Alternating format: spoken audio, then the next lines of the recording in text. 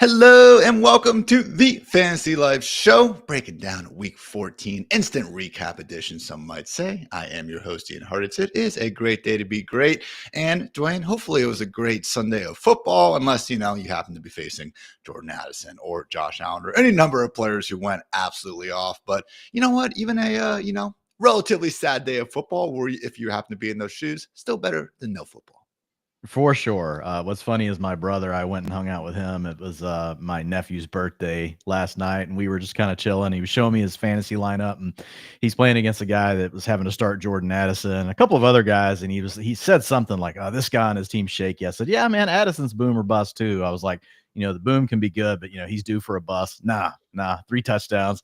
Trying to make him feel. He texted me. He's like, "Yeah, so much for that bust." It was a big boom for Addison today. So yeah, hopefully you had him in your lineup, but we're not facing him.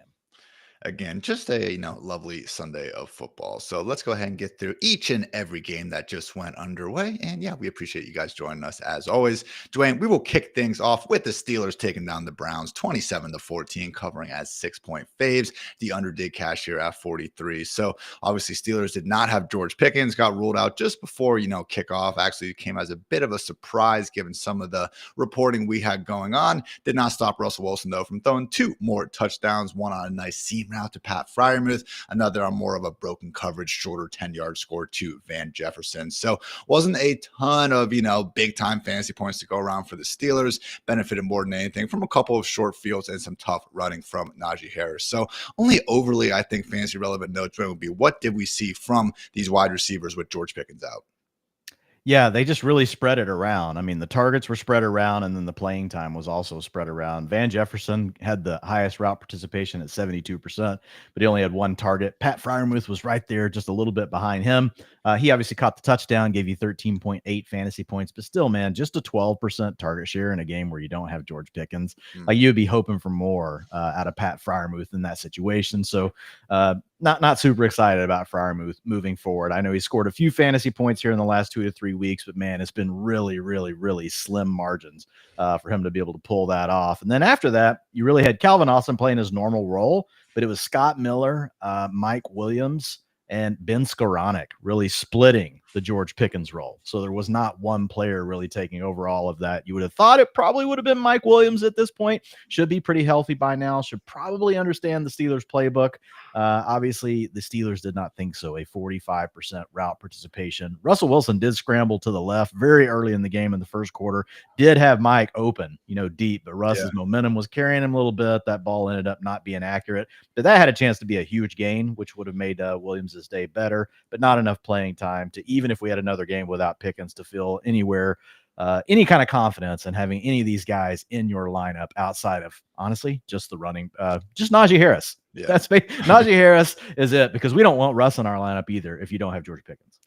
Again, Mike did have 3 catches, actually 36 yards, 2 very nice back shoulder fades, one of which of a one-handed variety. But to your point, Dwain did have that sheesh in there and not enough pass game volume to go around here, specifically with, Pickens expected tentatively to be back next week. Doesn't sound like it's a big time long-term issue. So you mentioned Najee. He did get a short score on the ground. Jalen Warren, though, man, 11 touches in his own right and continues to look really freaking good out there. I know it hasn't been the season that we wanted from Jalen, hasn't gotten a chance to really ever shine. Najee, I don't think has ever missed a freaking regular season game. So haven't gotten to see Jalen in that, true bell cow workhorse role, but good reminder, at least these last few weeks, that he's still very much capable of making big things happen with the football in his hands. Otherwise, Dwain, we did get another, Jameis Winston experience there for us. 212 yards and 2 touchdowns, but also did have those 2 interceptions, took 3 sacks along the way. So had some good early, found Jerry Jeudy, bit of a broken play touchdown, but stepped up in the pocket. Nice throw down the middle, and then also found David Njoku later. Team high 13 targets for Njoku, 6 for Jeudy, and those were the 2 top target earners on the day. So another week without Cedric Tillman, but really did seem like more than anything business as usual for a Browns offense, Dwain, that yes, we'll turn the ball over, but as we've seen, certainly still has a high ceiling. And when Jameis gets unleashed like this, a relatively safe floor in fantasy land.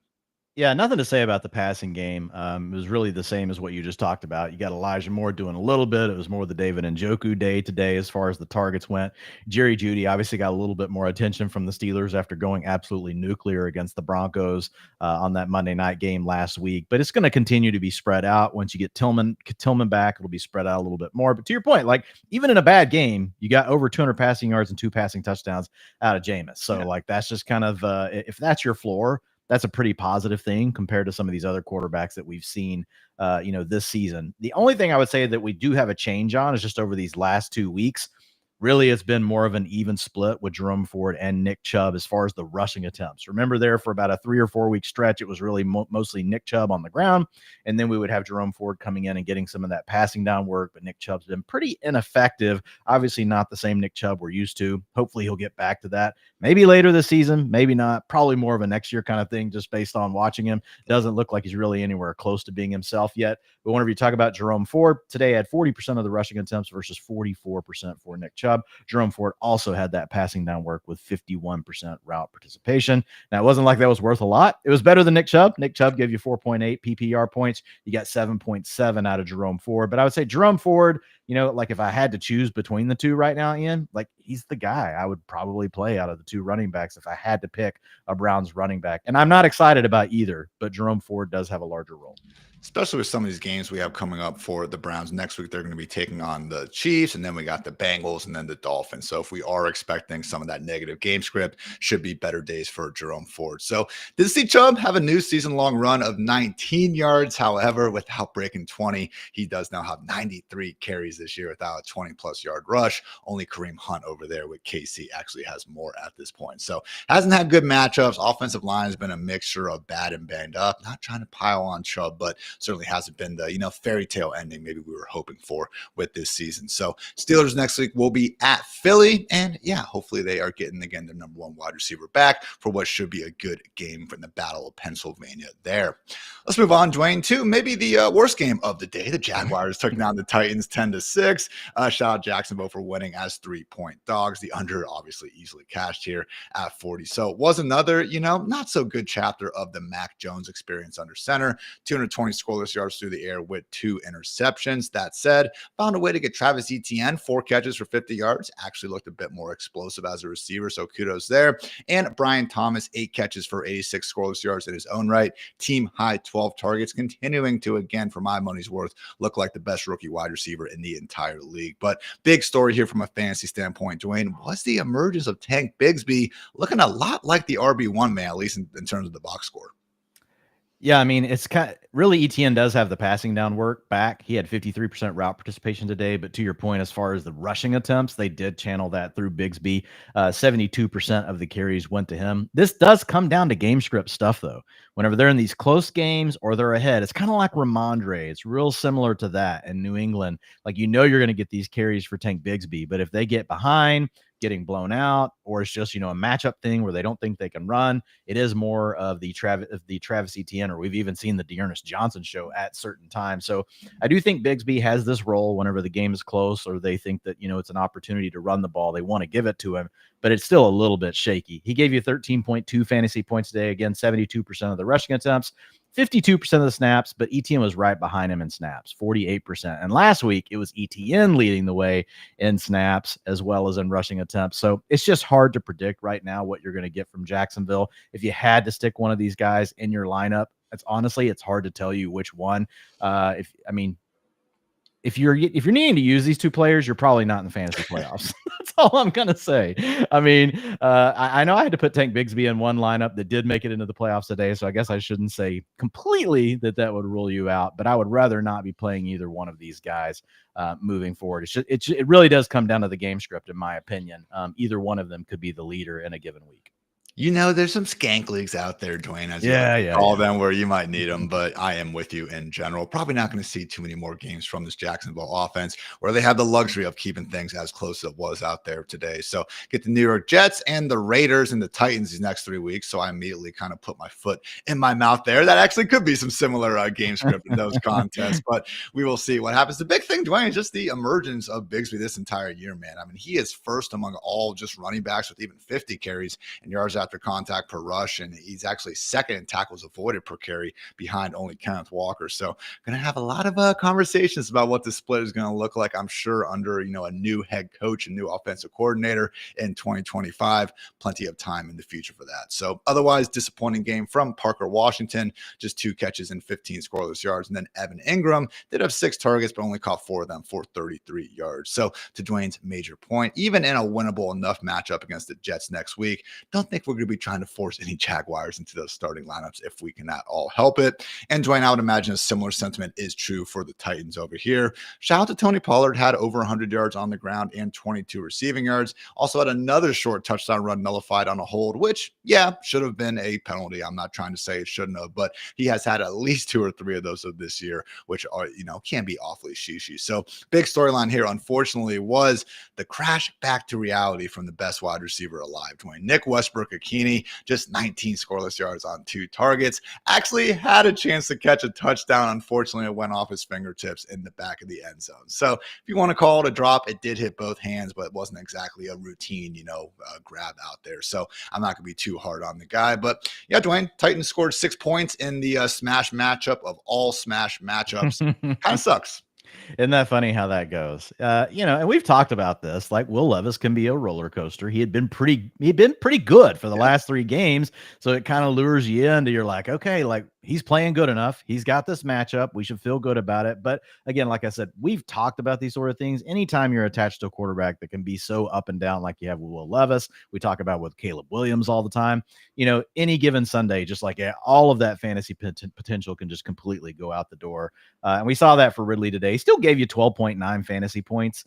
He had 12 targets, but 12 targets against the Jaguars, you'd be thinking that'd be worth like 150 yards and 2 touchdowns. And we know Ridley's capable because we've seen him do it already this year with Will Levis. It just didn't work out today. So he didn't completely kill you, but to your point, he didn't come through in the smash matchup. I agree with you on the Titans. Like, look, if you have Tony Pollard, you have Calvin Ridley, like those are the 2 guys that get enough work that you're going to consider having them in your starting lineup. Really, everything else is off the table.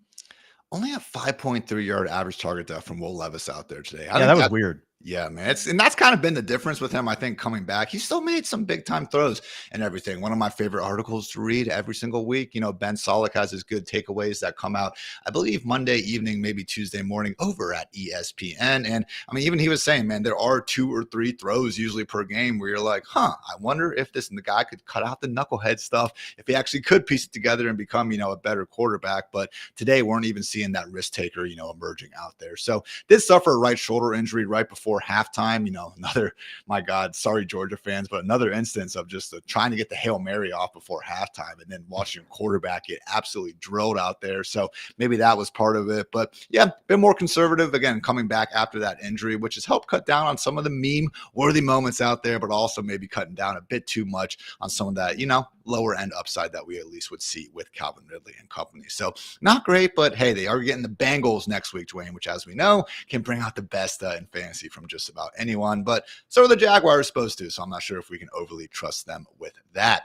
Let's move on to some other AFC action. The Dolphins took down the Jets 32-26 in overtime. Jets did cover a 6.5-point dog, so shout out to them in the overcash here at 45. So Jets have now been eliminated from the playoffs for the 14th consecutive season, Dwain. That is the longest active drought across the all 4, major sports in America. So sucks to suck with the Jets, but we will talk about the winners first. And specifically, man, Tua in this passing game continuing to ball out, 331 yards and 2 touchdowns through the air, 1 to Tyreek Hill and 1 to Jonnu Smith, who waited all the way until the free time at the end, Dwain, to give us literally anything in the box score.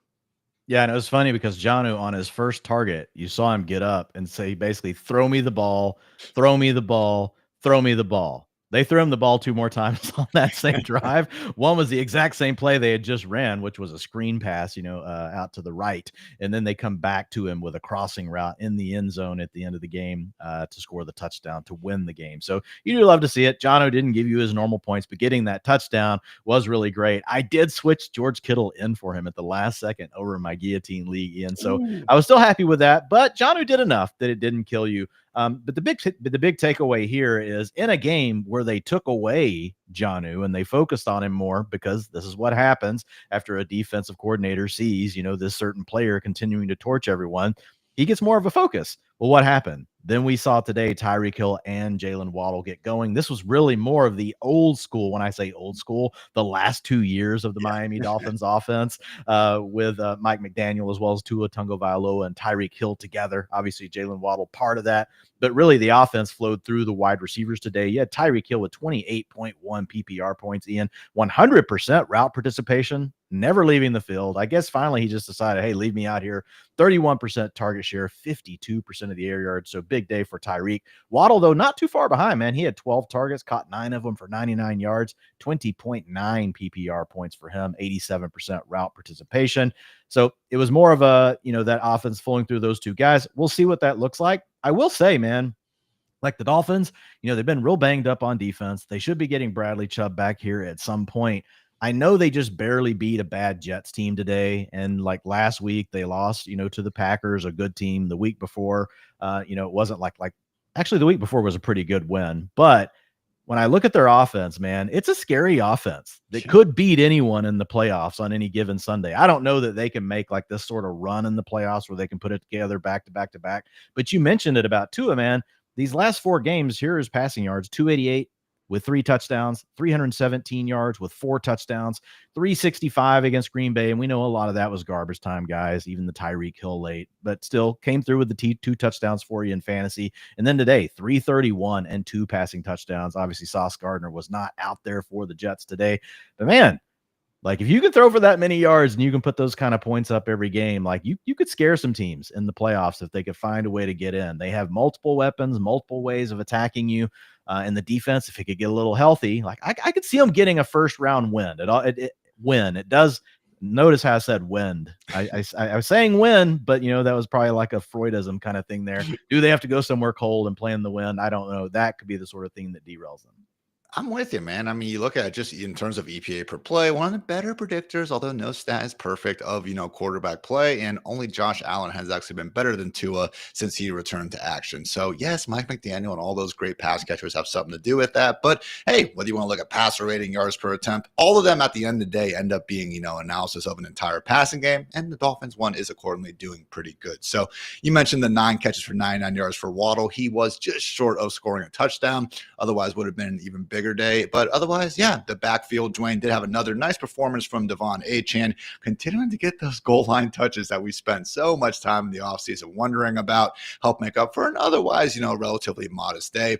Did briefly leave the game early on to get checked for a concussion, I believe, but was out there for seemingly the entire second half and don't expect that to be hindering him in the future. However, though, we did not have Raheem Mostert out there. Didn't exactly end up resulting in a huge, leap forward for Jalen Wright, though, Dwain.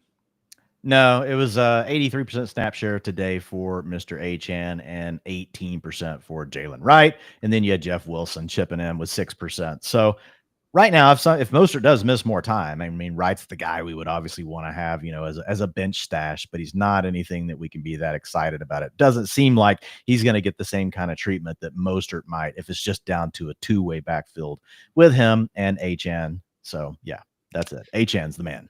Last question, Dwayne, just to make sure with John, who again got going in OT. That was fantastic, but there was a lot of Julian Hill out there from what I was seeing on the side. I mean, did we see his route rate? 2 tight end sets. Yeah, he was still fine. He had an 81% route participation, so good. He was good. Awesome. So, otherwise, guys, Dolphins going to be at the Texans next week. And I know the Texans have some nice, overall defensive stats against the pass, but we've seen more than a few times this year where they've gotten a bit lucky on some shishi incompletions. Don't think that's going to be the case if they don't get things right during their bye ahead of that matchup with Tua and company. So, otherwise, with the Jets,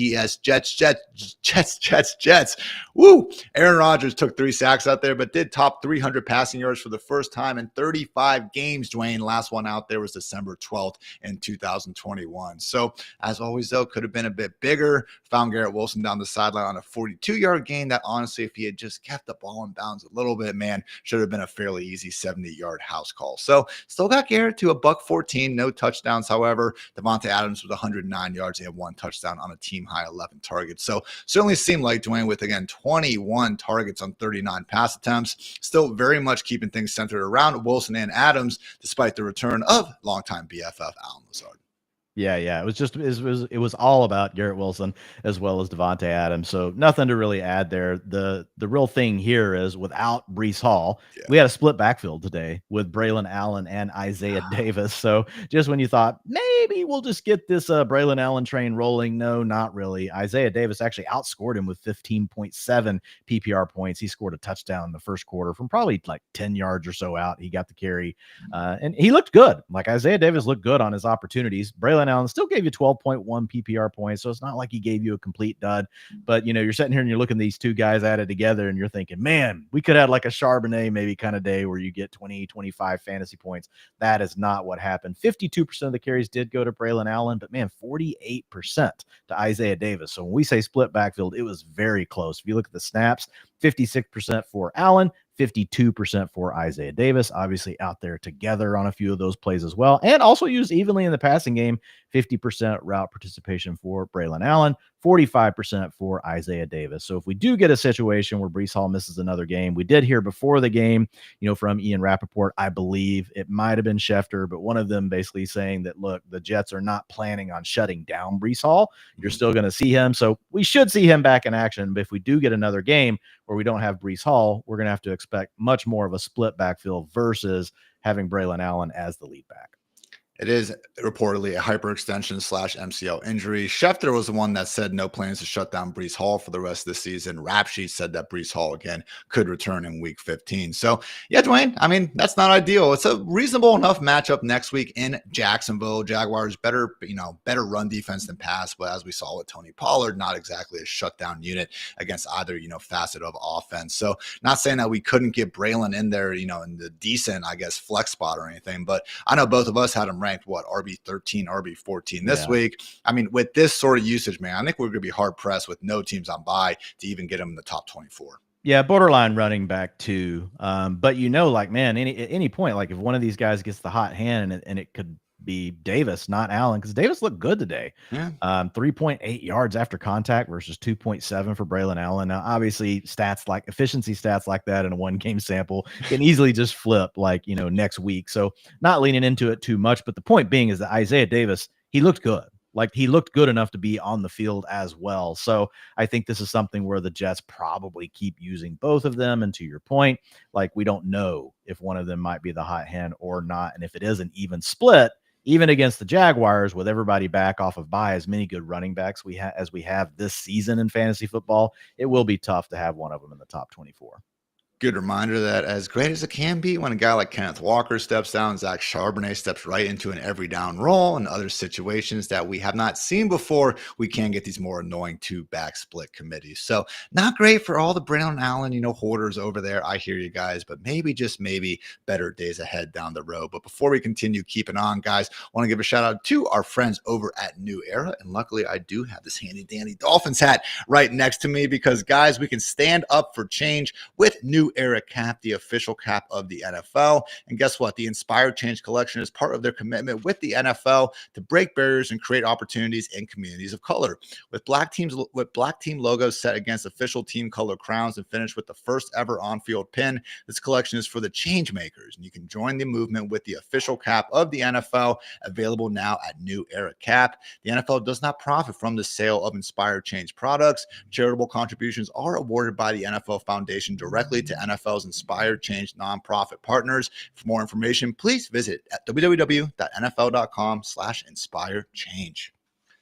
Love me some New Era, Dwayne, and love me some Sam Darnold. How could we not at this point, man? 42-21 victory for the Vikings over the Falcons here today, covering with the ease as 6-point favorites and getting that over nearly by themselves over there at 46.5. So 5 touchdowns from Darnold, and there were some broken coverages. I mean, the long Addison one was a bad underthrow that he ended up coming back to. The Justin Jefferson one had no defender within about 20 yards. But, man, even on that long Justin Jefferson one, Dwayne, Darnold had to do a lot of work in the pocket to even get the pass off in the first place, which is something that has, been lacking throughout his, career at certain points. So still took 4 sacks out there, but man, 12.4 yards per attempt, near perfect passer rating.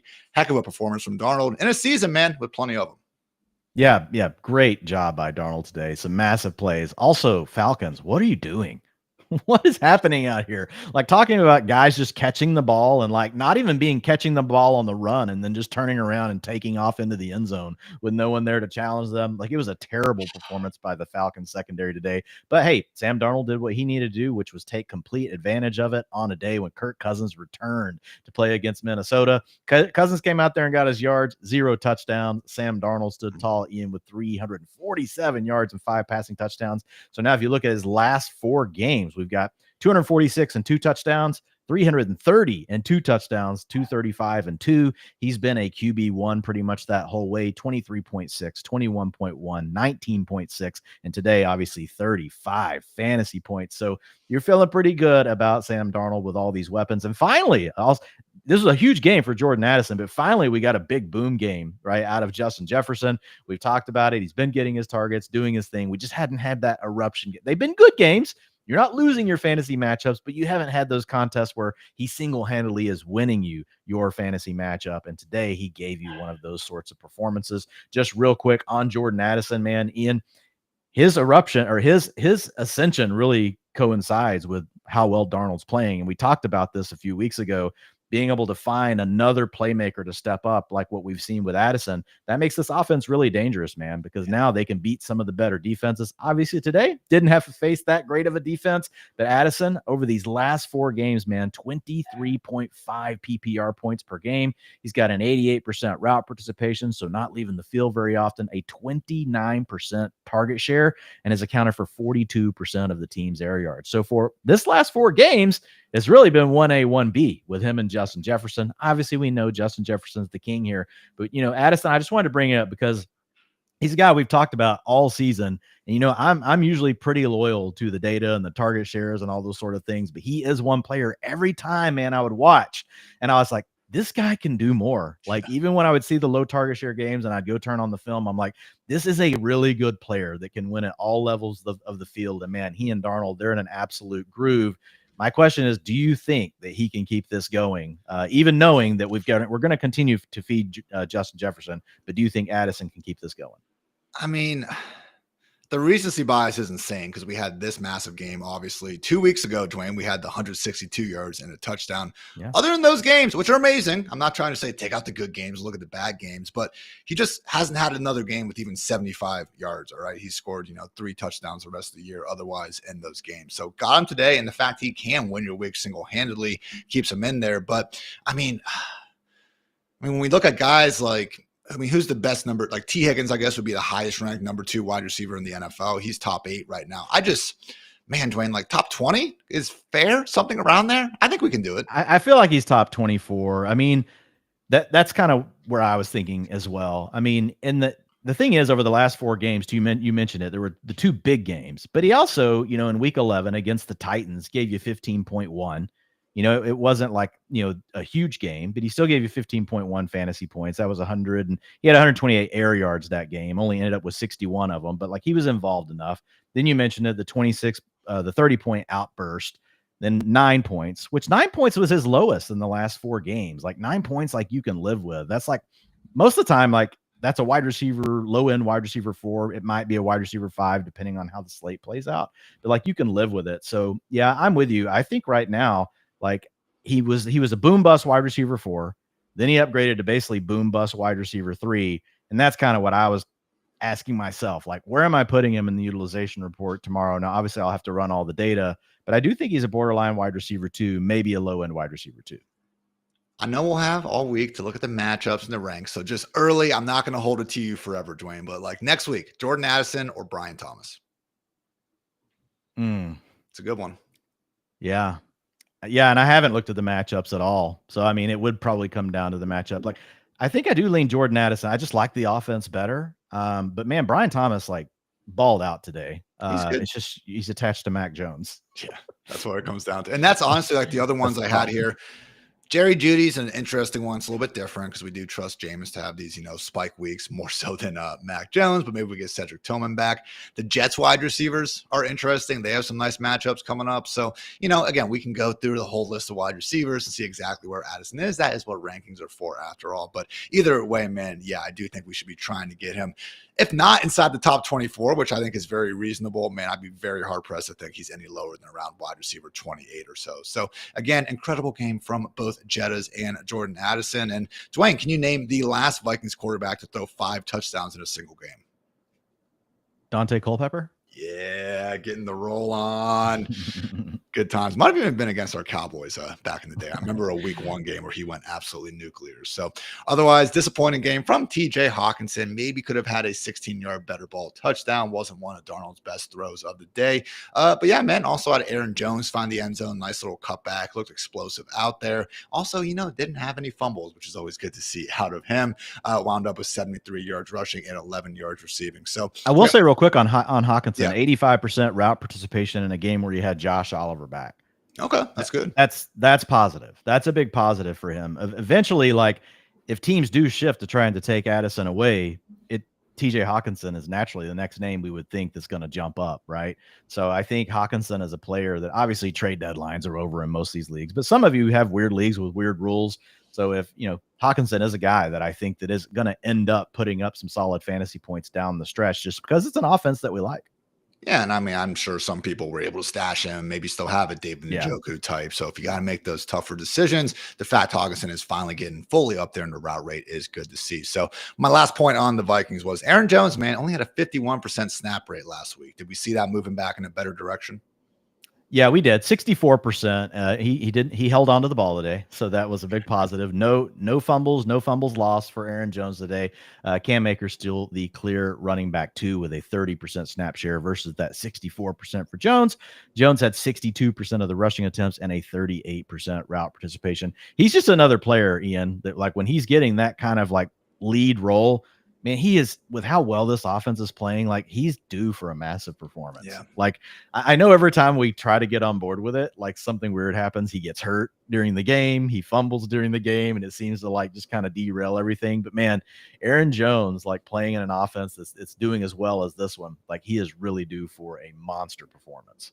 You should be happy if you have a Aaron on the fantasy squad. If not, though, guys, again, as much as we'd love to say, oh, yeah, go pick up Trey Benson or Blake Corum on waiver wires, understand they're probably not going to be available in more leagues than not. And Cam Akers is one of those lower key handcuffs, Dwayne, where I think people still just have it in their head that, yes, he sucks. He's not going to be able to make anything out of his touches. But, man, he's 1 inch away from being the lead back in the Vikings offense that we have seen, again, be able to put up bunches of points. So if you do have that extra spot and just want to get a handcuff running back, cut that second quarterback, cut that second tight end, you don't need any more. I do think Cam Akers is 1 inch away from not being a staple in the top 10, but hey, being probably a top 20 flex sort of option that we could get behind. Now over to the Falcons. And, Cousins, he had the good first drive of the game, 344 yards. He was hitting some of the, intermediate timing passes. But at a certain point, Dwayne, that's all he has. I mean, this dude's arm is just shot. And I know it hasn't been looking good virtually all season long. But, I mean, does anyone throw a more interceptable pass in a ball than Kirk Cousins at this point, man? I mean, shout out Byron Murphy. One-handed catches aren't easy no matter who's throwing them. But, my God, that was like the easiest one-handed interception I think I've ever seen in my, somewhat young life. So both of the interceptions were bad, but that said, Raheem Morris did confirm Cousins will remain the starting QB moving forward. So not feeling great about Cousins' personal upside. I mean, he's got some damning stats at this point for all games, not against the Tampa Bay Buccaneers. That said, Dwayne, next week does get a bit of a bounce back opportunity at the Las Vegas Raiders on Monday Night Football. So at least as bad as Kirk has been as a passer, and as much as we might want to see Michael Penix Jr. sooner rather than later, we still do have a condensed offense with Bijan Robinson, Drake London, even today, Darnell Mooney, and we can at least trust that Cousins should more times than not get them going. Yeah, I don't have a ton to add here. It was a good matchup today. He came through with the yardage, but we wanted the touchdowns, right? This is a Vikings offense that has given up the biggest fantasy boost to opposing wide receivers, and all the wide receivers got involved. You had Drake London with 10 targets. He ends up giving you 12 fantasy points. Darnell Mooney gave you 20.2. Ray McLeod gave you 16.1. Ray McLeod, also known as the player that used to be Kyle Pitts, apparently. This is the third guy in the offense now, no longer Kyle Pitts. So all 3 of the wide receivers were involved. It's just kind of got a little bit limited, like as far as what the ceilings could have been, because we didn't get the big touchdown passes that you usually see from a guy like Kirk Cousins whenever he throws for over 300 yards in the game. So nothing to really add here. It was a really nice bounce back performance for Darnell for Darnell Mooney, who's been battling that Achilles injury. You know, he's been listed on the injury report the last 2 weeks and then taken off with a full practice at the end of the week. But you kind of had to wonder, like, is that what's really, you know, bothering him? Was that really something hampering his performance? Real nice bounce back game for him here today, Ian, with 142 yards receiving on 6 catches. So he, despite the issues where, yes, Kirk Cousins looks like it looks like Matt Ryan at the end of his career. It really is starting to look that way. But he and Mooney, they are still locked up, you know, as far as like being in sync on their timing routes, which Kirk really needs, man. He needs those timing routes more than ever because of, like, to your point, how interceptable the pass is, because it looks like it's going about 2 miles per hour. You mentioned, again, big day for Mooney, 142 yards, almost did have a chunk touchdown down the sideline, got loose, but the safety hawked him down just inside the 10. I think we wound up seeing Bijan Robinson cap off that drive. So shout out to Bijan, continuing to look explosive and very good, 101 total yards today and that aforementioned short score. But Zach Robinson, man, I feel like I'm watching Ohio State games with the amount of just outside zone runs into the boundary the Falcons continuously run. I mean, man, I've just been very underwhelmed by this Falcons offense really ever since week 1. The amount of talent they have here and to be getting these consistently met results. Thank God he's condensing the volume around a few guys, man, because it would be rough otherwise. So yes, shout out to Ray Ray. I thought you were gonna say Fox McCloud's great grandson, right? Not sure if you get that one or not, but did lose a fumble on a kick return, but still, man, 8 catches and 98 yards on 11 targets, continuing to prove that, again, if we do help follow some of these, you know, coaching pipelines, we can see instances where the Rams and Sean McVay love their 3 wide receiver sets and certainly trickled down to the Falcons here, especially became clear once Rondale Moore was lost for the season back there in August. So Tyler Algier, nice game on the ground, 63 yards, and, you know, kind of vultured a touchdown from about the 6-yard line. But remember, he's a good running back in his own right, so nothing wrong with getting him some touches. So mention again, Falcons at the Raiders next Monday night. Also, Dwain, Vikings hosting the Bears also on Monday night. That's right, week 15, giving us another Monday night doubleheader. So good thing we do have that Vikings-Bears game, because not so sure Falcons-Raiders going to be giving us exactly the fireworks that we were hoping for. So maybe brings out something in Kyle Pitts, but at this point, Dwain, I mean, we could probably rank 20 tight ends we would rather have ahead of him by next week. It's wild, man. It's not like he just sucked this entire year. We had a 4-game stretch, 65-plus yards in each time. I mean, at the end of October, bro, we had that 91-yard and 2-touchdown game where it finally looked like the light bulb clicked. And since then, we've had 15 or fewer scoreless yards in 4 of the last 5 games. So that sucks. And, yeah, I think we are out on Kyle Pitts. Maybe not forever, Dwain, feeling that way. But I just think the kind of stuff that Cousins wants to do with from a timing perspective and, like, you know, guys in a spot, like, I just think Ray and these other guys are doing it, you know, in a way that he just trusts them more. Whereas with Pitts, I think it's a little bit more, hey, you just kind of got to throw it up here to me and see if I can go get it. They just don't seem to be on the same page. So yeah, it's a real struggle. You know, but at this point, we just have to be done with Kyle Pitts. At this point, like, Kyle Pitts, like, has to re-earn his way into any fantasy conversation moving forward, period. Even if we're just looking ahead to next year, like, it's just going to be really hard to get excited about him. Now, we've seen these veteran tight ends that have that high-end draft capital, high-end athletic profile, have these bounce back years, and they do occasionally happen. Vernon Davis, going back in the day, is one of them that kind of people thought was, like, done, and then he had, you know, some massive years, and then he would have a bad year and have another massive year after he did finally re-break out. Jared Cook's another one that I can think back to that was kind of a similar archetype. Real athletic profile. Evan Ingram, even to an extent, you know, got off to a hot start with the Giants, then kind of crashed back to earth, comes over to the Jaguars, gets in a different scheme, gets used a little bit differently, and, you know, he has a bounce back. So it's not a situation where we could never say that Pitts could re-enter the conversation, but he's just going to have to really earn it, or some things have to change for him, right? He's got to change teams. There's got to be something that changes up the dynamics for him that open up the door where we could feel better about him. Still only 24 years old, but yeah, at this point, tough to continue making excuses for him. Need to see a bit more out of the man in the mirror there. So let's go ahead and move on to the Saints taking down the New York Football Giants, 14-11. Giants did cover as 5.5-point dogs, but they had their tying field goal at the end of regulation blocked, unfortunately, stopping what was otherwise just a super heroic comeback from Drew Lock. I'm kidding. He was mostly horrible. But hey, man, we'll start with the Saints here. Unfortunately, though, might be the end of the road for us. trying to believe in anyone in the Saints passing game. Derek Carr did throw for 219 yards and a touchdown out there. Found Juwan Johnson to help anyone that was, trying to stream tight ends without Taysom Hill this week and all the buys, obviously. But he unfortunately did suffer a fracture in his left hand and also might be in the concussion protocol. So for most quarterbacks, Dwain, I would say, oh yeah, Carr's done for the season. That said, what did he have last year? 2 or 3 concussions, and a couple of them did come the same week he messed up his shoulder, and he wound up still going out there. So not debating the dude's toughness by any stretch of the imagination. But look, not like we were overly excited about anyone in this passing game. Even with Carr under center, it was still a bit of a stretch. Now that we're in the fantasy playoffs, really it does seem like it is Alvin Kamara and it is everyone else.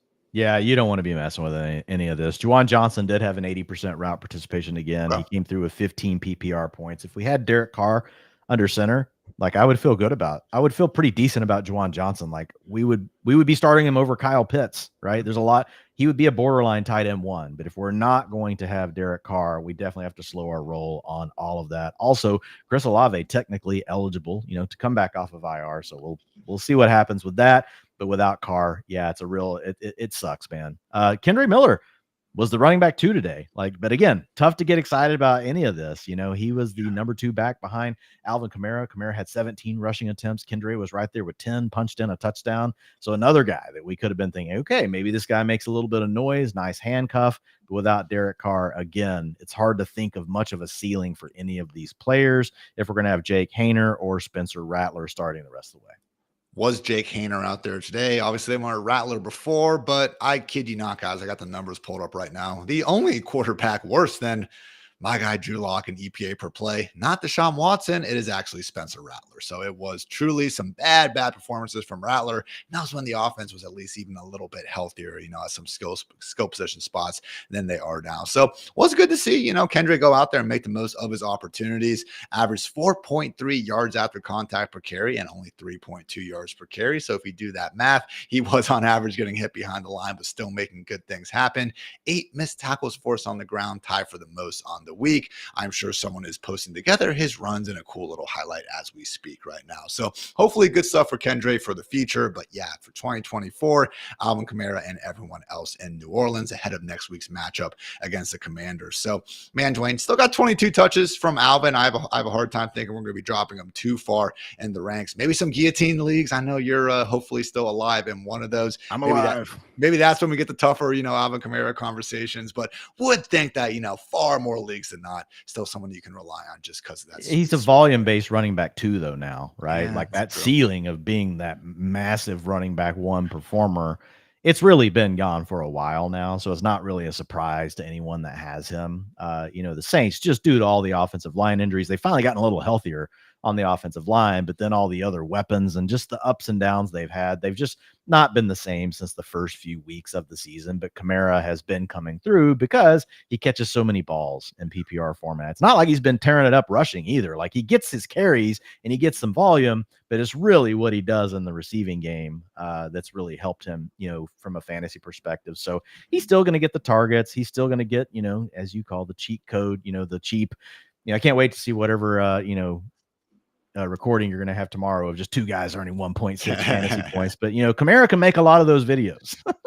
Like we still like Kamara, but man, he picks up a lot of cheap points in a PPR format. But yeah, it's hard to get it. It's hard to get excited about him, even though, he has a nice floor, just because, man, the Saints offense is so capped.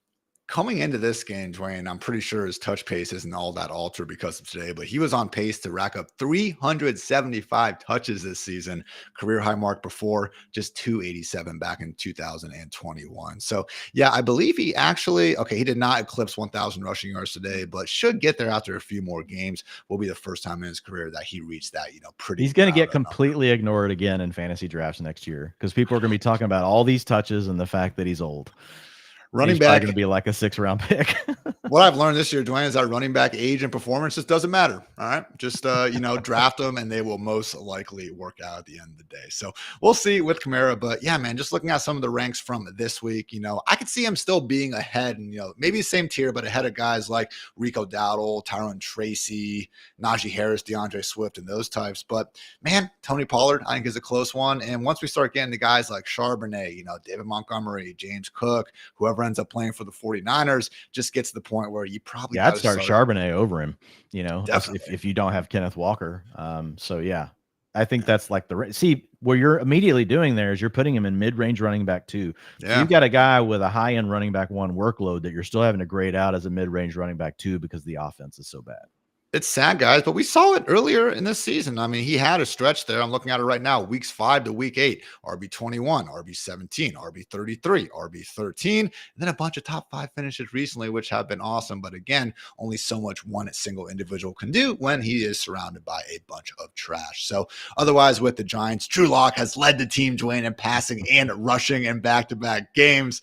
He is a very, very bad professional quarterback, though, otherwise. So cheap man's Josh Allen. Look at this guy. There we go. A homeless, just disease infested, hasn't worked a day in his life for years version of Josh Allen. That's what we're going with as the Drew Lock comp these days. But did do enough again to make it a little bit competitive there at the end. Helped get Tyron Tracy across the goal line and fed Tracy 10 targets. Unfortunate he dropped 2 of them, but ended up being a productive enough game for Tracy. And again, continuing to prove should be a model for Alvin Kamara. Honestly, that with enough volume, you can go ahead and still produce there in Fantasyland. So not going to be rising too high up the RB2 ranks, but certainly still 15 to 20 touches per week. Tough to be totally out on Tyron Tracy. The bigger point here, Dwain, is Malik Neighbors. We got the pregame report that he was going to be limited. I checked sometime in the 4th quarter and he had played 53 of 54 snaps. So just so limited out there, Dwain. Gotta love, the work our lovely insiders do for us. These pregame reports are the absolute worst. I hate them. These snap count reports, these pitch count reports, they are. It would be interesting to go back and actually chart them all. I'm sure Coach Speak Index has it, but man, it's just nasty. So I just mostly ignore it. Now you can use it for a tiebreaker kind of situation. I know we did on one team today where we had him or Hopkins and it was close enough. We're like, well, if there's any risk of it, and he's already hurt, right? I mean, he is playing hurt. So he could be injured in the game, even if they decide they're going to play him, all the snaps. What if he re-injures himself, during the game? He's coming into the game with, 2 different injuries. So yeah, he was out there for 93% of the snaps, 95% route participation, and, scrapped together 14.9 PPR points despite the struggles of Mr. Drew Lock, but nothing else really here. Daniel Bellinger, if it matters, was the starting tight end with Theo Johnson out. He had an 84% route participation. I will add the team added Greg Dulcich off of the waiver wire a couple of weeks ago, so maybe he ends up carving out more of a role, but right now it does look like Daniel Bellinger is the tight end 1 with Theo Johnson now out for the season. Giants face the Ravens next week, Dwain. As much as a lot of those indicators are going to tell us it's a good matchup for the passing game, Baltimore's starting to get their groove a little bit. They'll be coming off a bye. And again, I'm cool with matchups as a tiebreaker, Dwain. But if anything, I mean, I wouldn't be surprised if the Giants get shut out next week. All right. So that's one of those things that we do need to keep in mind when investing too heavily. So this could be another game from Malik Neighbors, man, where he really wasn't, able to break out of that wide receiver 3 area, I would imagine. Maybe he does crack the top 24 with all the 14.9. I doubt it. Well, he might because 6 teams on bye, but it's That I mean, historically, that's more of a wide receiver 3 performance. It's been, kind of rough. And we're not blaming Malik Neighbors. We all see the quarterbacks out there, and he's been playing through, a handful of injuries. But, man, since he did have that initial concussion against the Cowboys back in week 6, I mean, he had gone week 4. He had gone wide receiver 3, wide receiver 4, wide receiver 6 overall finishes. I mean, in 7 games now, man, he hasn't finished any worse than wide receiver 42. And given today, he's probably going to have basically 6 straight finishes between about wide receiver 20 to wide receiver 28. So he's not crushing you, Dwain. And I know we already had him down, particularly with the injury risk. This week we had him down the wide receiver ranks anyway. But man, every team back next week in a matchup that I don't think is quite as easy as some of the on-paper stats might say. Malik Neighbors, man, might not be cracking that top 24. Well, man, it's Drew Lock, dude. I know. He looks terrible. So I mean, I agree. I mean, he's out here getting targets. He's doing his part, but it's hard to turn those into into much. And Jordan it really Addison doesn't matter. Neighbors. Yeah, if it's Tommy DeVito, it's the same issue, right? I mean, either one of the quarterbacks at this point are going to be the same issue. Sorry, what'd you ask? Addison or Neighbors? Man, that is so close. I mean, they're going to be in the same tier. That's the thing. We know Neighbors is going to get his volume. He's still got over a 30% target share for the season. So I mean, you can't. it's hard to like push him down too far. But I mean, who has the higher ceiling? It's Addison. Yeah. Addison's the guy that could come through with 2 touchdowns and 150 yards. Like, is Malik Neighbors doing that with these quarterbacks? He could get lucky and run into one of those games. He does get enough targets, but man, not fully healthy, playing with the bad quarterbacks. They're the same tier. I'm not going to say either way. It's honestly, like, here's why. Because we do this to ourselves every week, and really it is about like where these players tier out, and then you just kind of like got to let the chips fall where they may. A lot of people, when they'll ask me these guys I have really close in my ranks, I mean, I'll tell you guys, look, technically I have this guy 1 spot ahead, but I'm not super confident. So like, if you have a lean one way or the other, go with the one that your gut says that you should play. Because like, I honestly don't want to steer you wrong. And this is just the way this stuff works. Like, we have guys that we group together, and any given week, anyone, if you're doing your tiers right, anyone from that tier could technically lead it. And that's why we create the tiers the way that we do. So they're going to be together. I always like throwing out when I get the tough start sit question. I'm like, I got this guy, but I wouldn't call you an idiot if you want to go ahead and go with the other way. So, I wouldn't blame you if you went with the other guy. Wouldn't blame you. So again, it's not just a bad offense, though. It's literally the league's worst scoring offense. And as much as we, and probably more me, hope that Drew Lock could have provided some sort of spark in the passing game, it's been worse than it was with Daniel Jones. And honestly, maybe DeVito at this point could be an upgrade. So sad day in the Hartitz, Neighbors, and Lock household simultaneously. Here's to hoping, we have maybe a certain, Sanders or someone like that under center for the Giants here. Can we please move on from this game? How have we spent this long on this game? Up next, the Philadelphia Eagles took down the Carolina Panthers 22-16. Shout out to Carolina for covering as 14-point dogs. Under did cash at 44.5, primarily because Xavier Legette with the sheesh of the week. Drop it would have been a go-ahead 33-yard touchdown. Man, the Eagles' $3.1 million money line better survives, but just goes to show you guys any given Sunday, you can get some wonkiness. So we'll kick things off with the Eagles. Pretty much just, saw the return of Devonta Smith, which was nice. Dwain had a short little touchdown on a nifty out route, looked fully healthy out there. Only 37 yards on 6 targets, but hey, that's life when your quarterback is only throwing for 108 yards and only has 21 pass attempts. So similar, sentiment with A.J. Brown, only had 43 yards on 4 targets. And I know people are kind of getting annoyed at A.J. Brown. Haven't seen the big booms recently, but I mean, Dwayne, I looked this up on Thursday. He's averaging the 3rd most yards per route run of a wide receiver with 50-plus targets since 2010. It was Tyreek Hill last year, Nico Collins this year, and also A.J. Brown this year. So AJB is doing fine, man. It's just a matter of this offense isn't throwing the football very much at all. Yeah, I mean, if you look at the last 3 games for Jalen Hurts, 179 yards passing. 118, and then today 108. And it's just, look, that 118 was against the Ravens, who we thought would really like, hey, that's going to funnel things away from the run game. No, not for the Eagles. They are dedicated to running this football, and it's just not something that I think is going to change. Doesn't mean you couldn't run into a big game from A.J. Brown. Like, we know the potential's there because of what you just said. He's still a really good player. So it's not AJB that's holding this thing back. It's just the fact that, the Eagles run game is so good, and credit to the Eagles. Like, they just haven't had to pass, man. They're winning with this run game, and they're basically saying, hey, we need someone to stop it, to force us to have to throw the ball more. Now, this game today was definitely closer than what they wanted it to be. So, I mean, the Eagles have had some close scraps, here against, some different teams that you would have thought they would have beat by more, that maybe we would have seen more passing. But even in these kind of games, they're sticking with the run. And so it just makes it a challenge. A.J. Brown, we started off with him being a mid-range wide receiver 1, got downgraded to a a low-end wide receiver 1.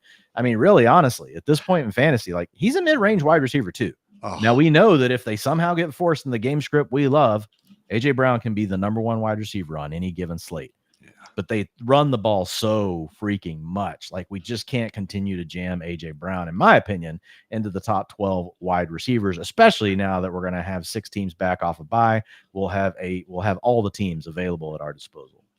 I hear you. Can't give him that top 5, top 6, fantasy rank, even if he is still very much there in the real life spots. But I mean, Dwayne, like, CeeDee Lamb, Tyreek Hill, more times than not, we're still finding room for them in the top 15, top 16, worst case. I mean, that's probably as low as AJB can go because, again, Steelers next week, that's a tough matchup. I get it. But, I still remember last time he had that matchup and all those, defenders he was pointing as he scored his, 3rd touchdown of the night or whatever it was. So, again, man, Look, if you have him, you're starting him. Like he's still like he's a wide receiver too now. Like, I mean, that's just those are just the facts. I mean, with how much they run the ball. God, it sounds so gross. I know, man. I know it sucks. It's just the truth, though. The truth sometimes. Only 2 targets for AJ Brown through 3 quarters. That was his fewest in any game since joining the Eagles. So maybe we get a squeaky wheel situation. He was asked in an interview after the game what they need to fix, and he just kind of bluntly said passing. So we will see what happens with that. But yeah, man, it's been rough. But again, with the Eagles winning, man, they're doing everything right. And honestly, the whole just idea of like, oh, you need to be this pass-first offense, that's under the assumption that your rushing offense is a league average group. I mean, there's a reason why in high school and college, you see these far more run-first programs, because when you are able to average 6-7 yards per carry like the Eagles do a lot of times, yeah, it is better off to run because you're not sacrificing the same potential downturn that you get during any given drop back. So while Saquon Barkley could not find the end zone, got stopped at the 1-yard line twice, though. They even gave him a second chance, Dwain. He couldn't get it. Still finished with 124 rushing yards. But man, Dwain, it's like the prime CMC reality now, where like you're playing Saquon, you're like, oh, he scored 16.5 points against me. I can live with that. Yeah, exactly. And I mean, that's where he was at 14.4 today. So got off running back 1 in all of fantasy. But yeah, that's a down day at the office for him. But yeah, I don't have anything to add here on the Eagles. Like the rest of it's just business as usual. Shout out Grant Calcaterra with his first career touchdown on a short cross over the middle. Should continue to have that full-time role with Dallas Goedert on IR. But again, still just going to be a muddled, lower end, touchdown dependent tight end too than anything to get overly worked up about again. So Eagles Steelers next week should be a fun one. But yeah, now let's go ahead and talk about the Panthers, who continue to play just some really good football, Dwayne. I mean, the amount of just game-winning drives, or could have been game-winning drives, I should say, that Bryce Young has put together really has become a weekly occurrence. So, only 5.6 yards per attempt out here, only had 191 yards and a touchdown, but already mentioned the Xavier Leggett drop in. Again, this was against an Eagles defense that had been so far and away the best group in the league coming in that the performance was that much more impressive. So with Bryce Young cooking like this, Dwayne, they get the Cowboys next week. How high is too high to rank Adam Thielen?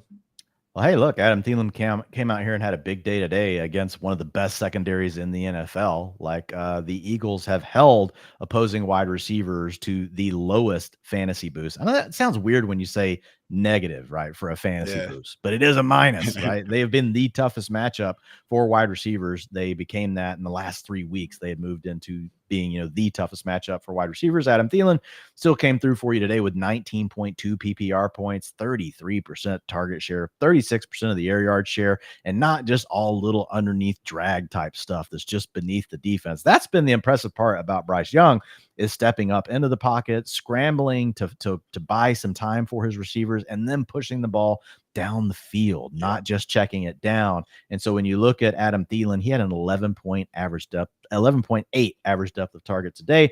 So it wasn't just all this check down type of stuff. So in 2 games, I'm getting rid of the first game he was back because he didn't have a full, snap share.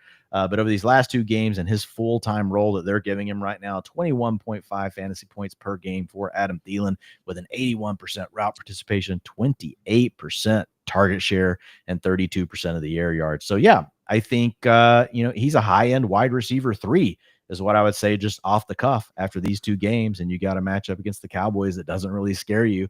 So that's going to be a good spot for Adam Thielen, especially with Bryce Young playing as well as he is. Maybe even higher, man, at this point. I mean, again, we saw it early on last year. I know maybe the touchdown upside isn't super high, despite Bryce Young still playing so great. Has only had one, multi-touchdown game this season. But you mentioned the willingness to go downfield. I mean, only Josh Allen had a higher average target depth than Bryce Young out there. So, again, can't say enough good things about this revival from Bryce. Sounds like the Panthers aren't going to be using an early round pick on a QB next year. Dynasty managers wouldn't exactly, take that super deep breath just yet, but got to be feeling a little bit better at this point. So, otherwise, man, really was Chuba Hubbard getting a ton of work, especially after Jonathan Brooks very unfortunately suffered a non-contact knee injury, and he was carted off. So no clarity just yet per head coach Dave Canales. They are awaiting further medical evaluation, but yes, it was to his same right leg as last season. So Come on, injury guys, just make it a sprain, please. That would freaking suck. In the meantime, back to Chuba Hubbard workhorse show, Dwain. And, he was someone that got downgraded last week. But, man, God forbid Brooks is going to be out for the rest of the year. Chuba against Dallas next week? That's a top 10 RB. Look, I mean, he just came out here against the Eagles and gave you 20.7 PPR points. Beast. I mean, like, who would have thought he could do that? Well, when you get 97% of the snaps because everyone else was hurt, it wasn't just Blackshear too, right? Hurt. Yeah. So, I mean, it was down to just Chuba. But, I mean, we've seen this now for weeks whenever it was just Chuba and when they didn't have Miles Sanders. I mean, he's been in that 80 to 85% snap share range. So that's where he's going to be again against a Cowboys defense that can't stop the run. If any team is willing to keep trying to run it against the Cowboys, it's going to work. The only way it doesn't work is whenever you give up against Dallas. So, yeah, that's going to put Chuba Hubbard in a really good spot. And I mean, look, it's a very evenly matched game. Like, I don't think you could easily favor either team. And in fact, the way they're both playing right now, I would slightly lean to Carolina. But I mean, that's probably just me being such a pessimist about the Cowboys because I honestly just want them to lose. I just want them to lose and get a better draft pick because they've been so terrible. But it should be a close game, and I think that's gonna bode well for Chuba Hubbard. He's definitely he might be a low end running back one, despite having every team available.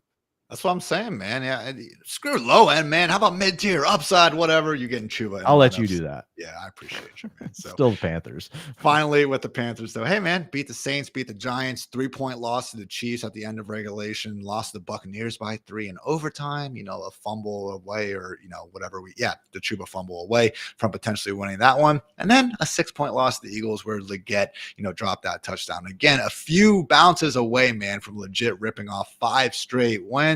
I know that's how the NFL works. It's a game of inches. We can do this with certain teams, but we certainly couldn't do that with the Panthers at the start of the season, man. So really good to see them again catching their stride, even if it is a bit too late for 2024. So before we get on, keeping on, guys, to a Buccaneers game, do want to give a quick shout out to our friends over at Game Time because, Dwain, we both know that there's nothing like being at a game in person. I might even have the opportunity to go, watch the Buckeyes redeem themselves against Tennessee here in a few weeks. And by redeem themselves, I'm saying that I am already just terrified of that game. I think we're going to get beat up at the line of scrimmage. I do not trust the Ohio State offensive line. This college football makes me angry throughout my Saturdays. But anyway, yeah, Game Time. If I did want to go there, Dwain, then there would be no other app I would use to go find some tickets. But hey, maybe instead of going to a football game, I will go try to find a concert or a show to spend my time, and Game Time can help you with that too. I was actually scrolling through the Game Time app the other day, and I came across this new feature called Game Time Picks, and it is a total game changer. Game Time Picks curates your experience, showing you the best deals on great seats, and they make it so easy. It is truly a no-brainer, people. Seriously, Game Time takes all the guesswork out of buying tickets, and to check it out for yourself, all you have to do is download the Game Time app, create an account, use the code LIFE for $20 off your first purchase. Terms do apply, but again, create an account and redeem code LIFE, L-I-F-E, for $20 off. Download Game Time today because what time is it? Game time. All right, Dwain, the Buccaneers took down the Raiders 28-13, covering with relative ease as 6.5-point faves. Under did cash, though, here at 47. So Baker Mayfield and company now in sole possession of first place in the NFC South. Buccaneers country, let's bake indeed. So had some mistakes out there, took 4 sacks, lost a fumble, threw a couple picks. But that said, Dwain still had 295 yards through the air, and not 1, not 2, but 3 touchdowns. 1 to Rachaad White and 2 to Jalen McMillan. So good game from Baker. I will say, I mean, I was doing some of the numbers in my 32 Facts article last week, and just the ease with which this offense has thrown the ball for chunks, even, behind the line of scrimmage, really is startling. I mean, first in yards per attempt on passes thrown behind the line of scrimmage, top 6 offenses in passer rating on these throws, which is why I'm bringing it up. Dolphins, Packers, Buccaneers, Bills, Lions, and Ravens. So I really do think it's a good indicator to show some of the better schemed offenses out there. And accordingly, you can get, peak performances like Jalen McMillan scoring 2 touchdowns when in reality, he really didn't have to do much of anything on either score. So good stuff by the rookie. Maybe he is getting healthier. Wouldn't exactly be chasing that performance, though. Still do think it's mostly just the Mike Evans, slightly lesser extent, Cade Otton show through the air. So as long as you're willing to agree with me on that, Dwain, I guess the only other note would be Rachaad White, man, breaking out, looking good, albeit with Bucky Irving, unfortunately, forced to leave early with that back injury. Yeah, I would say McMillan, like if you're in a deeper league, like, I mean, he'd be a guy that I would definitely want on my roster just because we like this passing attack. We just spent like 15 minutes talking about New Orleans and the Giants, and at least with this offense, we know we like Baker. We know we've got that weekly 300, 350 yard passing upside. So if McMillan does somehow find a way to parlay what he did today with those easy touches that you talked about into even more, well, then that could be a really good thing in the future. I do agree, though, that it's going to be Mike Evans, Cade Otton to a little bit lesser extent, but Mike Evans is the main guy we want here. So, yeah, in the game today, we did lose Bucky Irving. He was coming into the game banged up, left it with a back injury. And so it was the Rachaad White show with 65% of the rushing attempts, 75% of the snaps today, 57% route participation. He gave you 24.9 PPR points. You did see a little bit of Sean Tucker, Ian, but not that much. 19% snap share for him, handled 12% of the rushing attempts, and had a really good one too. Like the dude, every time I watch Sean Tucker get a run, I'm like, man, they should give this guy the ball more. So remember, we can't ever look at a game like this and think that it means, oh man, next week we're going to get 75% of the snaps to Rachaad White. I think that Sean Tucker would get a little bit more than what he got today if we don't have Bucky Irving for next weekend. But I do think that we can lean into Rachaad White being the clear running back one heading into the next game. And he's just a guy that we know has the multi-down skill set, Ian. So even though he wasn't that explosive early in the year, he's also looked a little better here since Bucky Irving, I think, kind of lit a fire under him to just have to play harder to try to, keep his playing time, to try to stay on the field. So Rachaad White, gave you 24.9 fantasy points today. So you got a running back that's going to be the running back one and an offense that we really like. So that's good for Rachaad White. I would say mid-range to high-end running back 2. And then I would say for Sean Tucker, if we don't have Bucky Irving, more of like a mid-range boom-bust running back 3. Helped to Rachaad White that I was facing him in my home league to try and make the playoffs, Dwain. But, him and Jordan Addison certainly had something to say about that. Both. Not bitter at all. But yeah, Rachaad White, anyway, 8 missed tackles for us on the ground, guys. That was tied for the most on the week. And I believe it was his first career game with a touchdown as a rusher and as a receiver. So we've always known he could do the receiving stuff. And even if he's not quite Bucky on the ground, there is something to be said about the different ways in which these running backs are used. You see some of the counters and, just more herky-jerky, creative ways they get Bucky the ball. They need 4 yards up the middle, though, man. Rachaad White has been money for them. And accordingly, really, I think, proving to the world and maybe even your boy Ian over here that he is in fact a pretty good NFL running back. Otherwise, Dwain, with the Raiders, looks like we lost Aiden O'Connell potentially for the season. He got carted to the locker room, left leg in an air cast. Antonio Pierce confirmed after the game it, quote unquote, does not look good. So we will see what happens there. But with Gardner Minshew, man, already sidelined, looks like it could be the Desmond Ridder show, which is some of the, just more haunting words you can hear when trying to get anything out of a team's pass game options. So, I mean, we saw today, man, Brock Bowers just 3 catches for 49 yards on 5 targets. Enough catches to break Sam Laporta's rookie tight end single season record, now has 87, which is awesome. But man, Dwain, Michael Mayer going off, Jacoby Myers getting involved. Look, incredible year from Brock Bowers. Just mentioned the record he broke. I'm sure he's going to break more. But I mean, this was sort of the reason why some people were fading the guy coming in. Somewhat crowded passing game with 0 real proven answers under center. Sadly, it's, really coming to fruition at the worst time of the year. Look, Gardner Minshew could not sink the Brock Bowers battleship. You couldn't get it to happen with Aiden O'Connell. We'll see. Can Desmond Ridder truly stop this man? We'll see. Are you up to the challenge, Brock Bowers? To your point, only gave you 8.2 PPR points today, which, is not terrible for a tight end. You're like, okay, I'll take it. But obviously, you've been used to way more from Brock Bowers. Did you know this guy has more receiving yards than A.J. Brown, and he has twice as many receptions? He's been an absolute freaking monster. He's performing like a wide receiver 1, not even just a tight end 1. So it is a downgrade in my mind. As much as we don't think Aiden O'Connell or Gardner Minshew are game changers, we have seen Desmond Ridder truly ground aerial attacks multiple times. Now that was with a different offensive coordinator, with Arthur Smith, different weapons than what you've got here. So not everything is apples to apples, but I am worried about Desmond Ridder. And it's kind of sad because there are multiple things to talk about here with this team. We got the Sincere McCormick takeover, Ian. He gave you 59% of the snaps today. He got 63% of the rushing attempts. It was still Amir Abdullah in the passing game, but man, we can get behind a running back that's getting most of the carries in an offense that was just kind of, a little bit feisty here recently. But now You get Desmond Ridder, it's like, okay, what are we really going to say about Sincere McCormick whenever we've got all the teams back off of bye? It's going to be hard to think of him as anything more than like a mid-range running back 3. And that's if we even have clarity around Zamir White and Alexander Madison. I don't know. They just may be benching these guys every week at this point, even if they're practicing. We don't know. Or maybe McCormick just takes it over, but it's tough with Desmond Ridder scheduled to get back, to have to probably start next week. Unless we get like miraculously good news around Aiden O'Connell, but it didn't sound good. You mentioned Michael Mayer, season high, man, 71% route participation. It didn't come from Bowers, though. Bowers had 88% routes today for Bowers. So he was still out there just as much as he normally is. So that's a key fact. 13.8 PPR points for Michael Mayer, though, and a 26% target share, 25% air yard share. So this was the offense we thought they might run based on what we were seeing early in the preseason. We were hearing from the coaches. You know, it's tough. We've talked about this. Michael Mayer, obviously, he left the team for some personal reasons there for a while, so he wasn't available. But they did run more. They ran a lot of 12 personnel today, and so that was big for Mayer. I still think it's Jacoby and Bowers the rest of the way. But again, like, I don't know how excited I can get about any of it because of Desmond Ridder.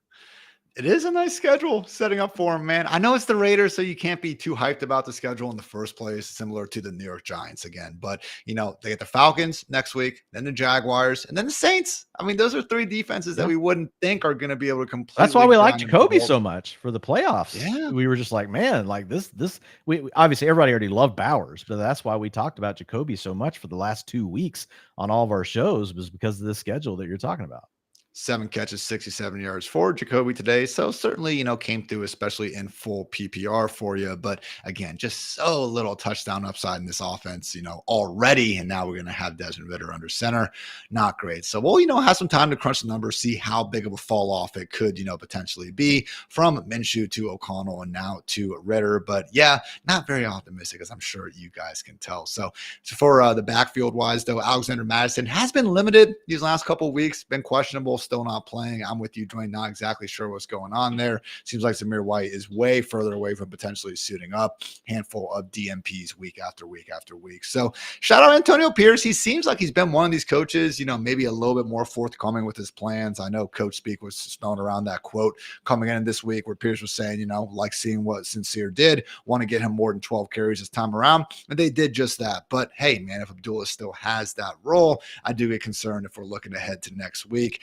Seeing Madison is back and, you know, facing a Falcons team that you at least would think can score points on the Raiders. So most likely answer to, you know, what Raider you want to start is probably just going to be Brock Bowers. Not going to say no to him just yet.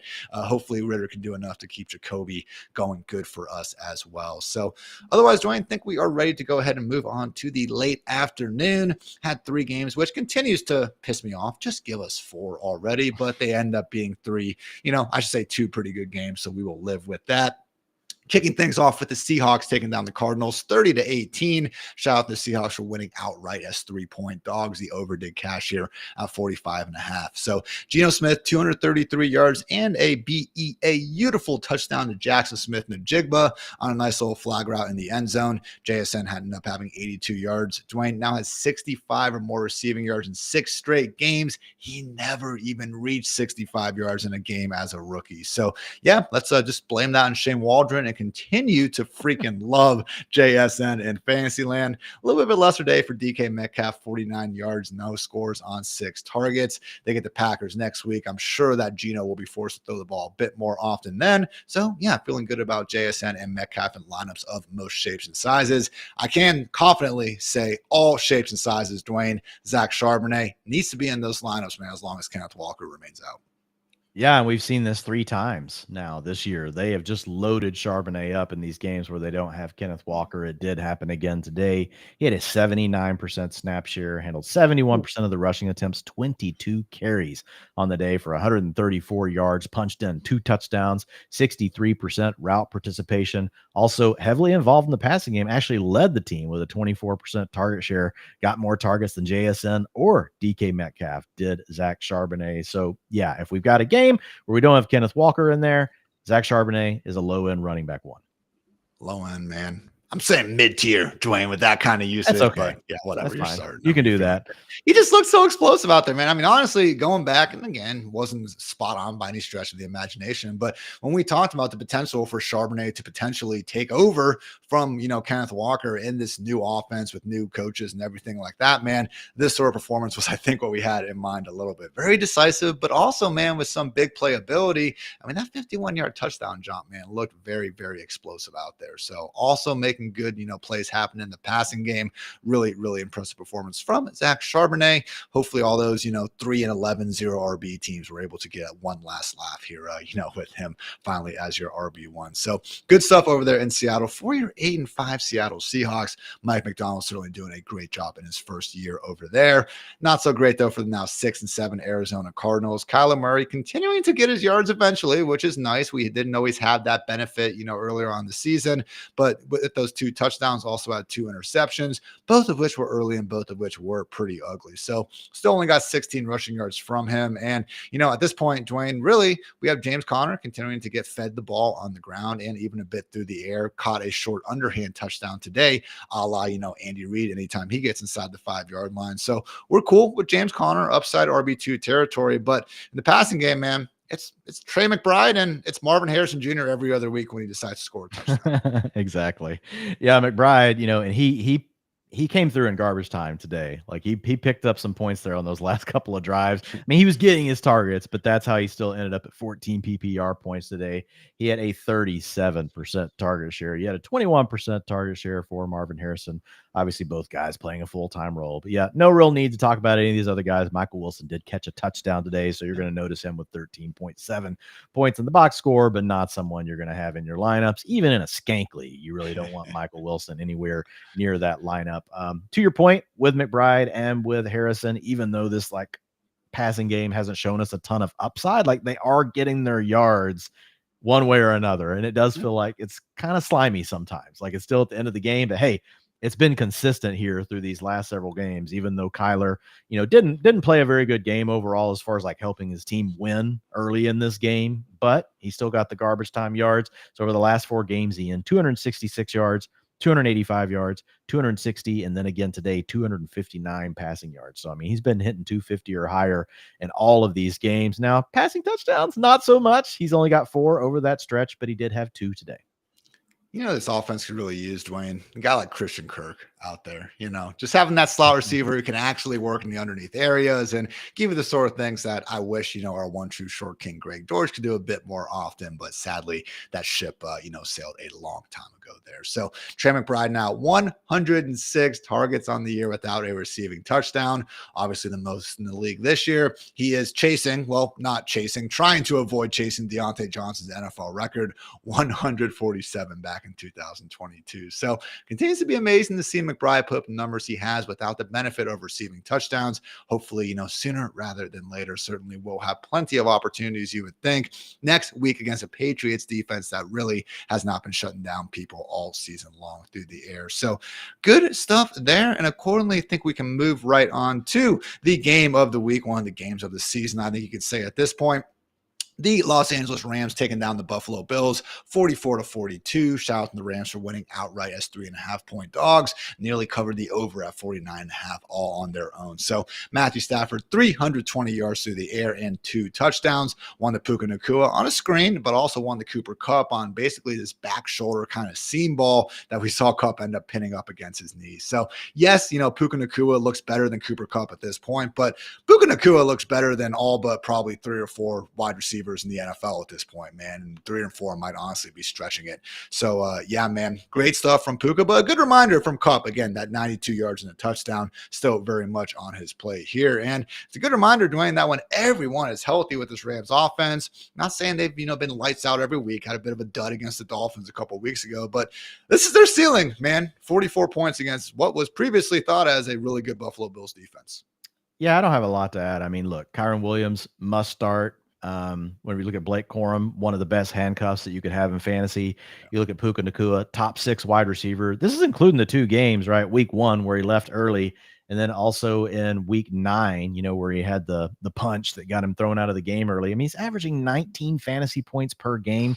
He's got a 37% target share, even though we've got 2 half games in there. That's absolutely just ridiculous. He gave you a 47% target share today. So, I mean, absolutely insane. Sorry, the number I gave you earlier was his targets per route run, that 37%. His target share for the season sitting at 27%. Still impressive. Like for, you know, got 2 games in there where he didn't even play the whole thing.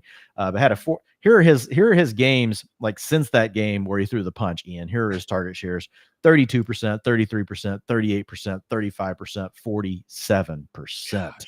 Puka Nacua is an absolute beast. Gonna be a round 1 pick next year in fantasy. Don't let yourself somehow get talked out of it. Obviously today, biggest game of the season, came through in the receiving game, came through in the rushing game, punched in a rushing touchdown. They honestly kind of kept trying to go to him in the run game, I think a little too long. I think the Bills had it figured out towards the end, and he lost some yardage on a couple of carries. But man, he's just he's so good with the ball in his hands. What's funny is like he's not like this lightning quick guy, but he's like, he's savvy, man. He knows how to find the right angles, and he's just a thick guy. Like you just can't get him to the ground really easily. You'll see guys repeatedly think they have him and they misjudge it, and he suddenly just kind of springs free from it and gets another 5 or 6 yards. It's almost like a running back. He has that running back yards after contact lean that you don't see from a lot of wide receivers, but Puka definitely has it. So yeah, man, looking fantastic. To your point, Cooper Kupp's still doing his thing. He's also a must start. It's been a little shakier. You know, you're having to kind of get it at the end of the games, or you're hoping for the touchdown to get you there. But man, still, like if you're getting as many points as Cooper Kupp is, when you got a guy like Puka Nacua going off, that tells you a lot about the offense, to your point, which is whenever they're playing at their ceiling, like they can feed all these guys. Again, just can't say enough about the performance. Puka, 162 yards and a touchdown receiving. As Dwain mentioned, also 5 carries for 16 yards and a touchdown. Found it funny. They had a fly sweep called to the right side, and McVay came sprinting down, called a timeout on a play that it looked like Puka was probably going to score on. They got their timeout, went back out there, and just called the same play to the other side. And lo and behold, Puka scored anyway. So physical, relentless, you know, accelerates really quick with the ball in his hands. But honestly, Dwain, it's just surprised me how good he is along the sideline, man. I mean, he made some crazy catches last year as well. I remember that Ravens diver, but man, one of the best catches of the year. And I think he already had one where I'm pretty sure Puka, he's already like got a top 3 or top 4, like most improbable completion per next gen stats. And some of those are skewed on the sideline. The one he had today, man, would not be surprised if that takes the cake. It's like his feet have eyes in them sometimes, man, the way he can get those down on the sideline. So great stuff there. And also great stuff for the losing Buffalo Bills. I mean, whenever you score 6 freaking touchdowns, Dwain, tough to be too mad at all with Josh Allen and company. So 3 through the air and another 3 on the ground. The Bills have decided that, yes, once they get to the 1 yard line, they are most likely just going to take a page out of the Eagles playbook. First time ever push as well for a quarterback to do that. 3-3. Wow. Yep. It's pretty freaking good, man. I'm surprised Hurts never got there at a certain point, but you know what? It is Josh Allen's world, and we are all just living in it after all. So, yeah, you know, accordingly, when Josh is going to take all those rushing touchdowns, was not a good day for James Cook. Just 20 scoreless yards rushing. Can you imagine if you didn't get to watch the game at all, Ian, and you see how many points were scored in this game, and you've got James Cook, and you open up your score, you're like 4.9 points. Oh my this God. Doesn't make any sense, dude. It's like when Gurley busted in the Rams Chiefs game from 6 years ago. Yes, yeah, and look, man, they're pulling James Cook off the field on all these in these passing downs and in these games like this. It's just wild. Like it's been, today it was Johnson really getting a lot of that work, and that's killer because we know that James Cook could do that. They're like that could be the role he could actually like thrive in the most if they were to decide, he's going to be out there whenever we get into these shootouts, but wasn't the case today for sure. No Ray Davis. You mentioned, the receiving stuff from Ty Johnson, who's good in his own right, busted the screen 41 yards for a touchdown. But yeah, man, as much as James Cook does, drop the occasional wheel route down the sideline, always a little bit surprised that he's not used a bit more receiving. So he still got all those touchdowns this year. It's unfortunate he dudded, in week 14, but still going to be tough to move the lead running back of one of the most prolific offenses too far down the ranks. Otherwise, Dwain, yeah, guess what? When your quarterback goes for 342 and 3 touchdowns, you got some good receiving performances to go along with it.